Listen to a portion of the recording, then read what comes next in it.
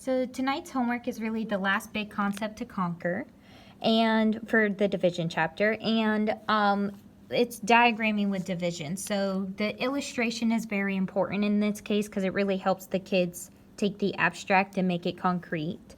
In this case, it may say that a marlin fish weighs twice the amount of an amberjack, let's just say.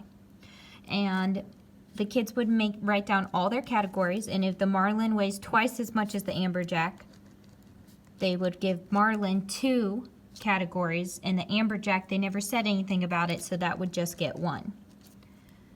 Or they may even say that the marlin fish weighs 10 times the weight of the amberjack. So then for the marlin, they would get 10 categories. And then they never said anything about the amberjack, so again, the amberjack just gets 1. Now, if the marlin weighed 10 times the amount of the amberjack, but all together, both fish weighed 132 pounds, then I always tell them to write the total out to the side and have this diagram. It's very important. And they may even have a third category and say that another fish weighed 4 times the amount of the amberjack, or maybe even twice the amount of the marlin. And then they would have to double this because it would be twice of this. So the problems do get a little more extensive. But once they have their diagram set up, then they have to write out their expression. So the total of both fish is 132 pounds. And if they're sharing the total weight between both fish, we know there are 1, 2, 3, 4, 5, 6, 7, 8, 9, 10 times for the marlin, but plus that 1 for the amberjack. So it would actually look like this. A big misconception could be either A, 132 times 10, because the problem said 10 times the amount of the amberjack, and then they gave this as the total. Or sometimes I'll notice the students wanting to do 132 divided by 10, because the marlin is 10 times the weight of the amberjack, but they can't forget the amberjack, so it really is 11. And once they divide 132 divided by 11, and they can use long division here, or they can even use their partial quotients. It really is up to them.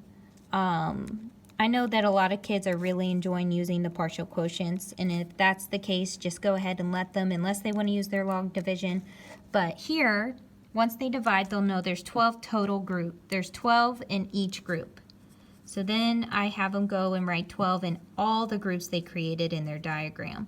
This really helps them to give a visual, because at the end of this problem, they may ask how much the marlin weighed, or they may ask how much the amberjack weighed.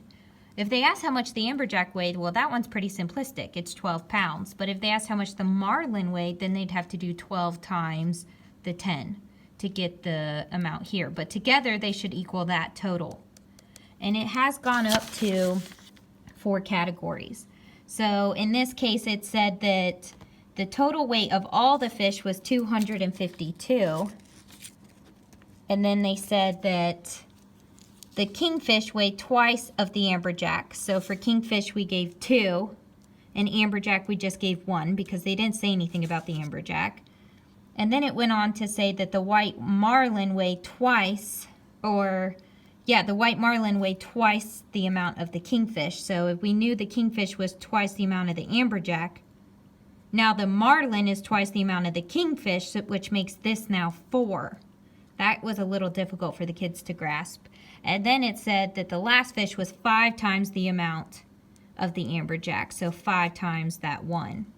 Once they have their diagram set up, the problem does become a lot more simplistic, because then they take their total and they divide it by all the different groups. 1, 2, 3, 4, 5, 6, 7, 8, 9, 10, 11, 12. And then they'll get 21 in each group. Then it's not that difficult to say, okay, well, the amberjack is 21, the kingfish is 42, and so forth. Now, sometimes they'll make a mistake in just their basic multiplication. So 21 times 4 or 21 times 5. So taking their time is very important, drawing the diagram. But just good luck with the skill. I've taught it now for 2 days. A lot of the kids showed mastery. But if they go home and they just forget or they struggle, feel free to use the video or write me a little note.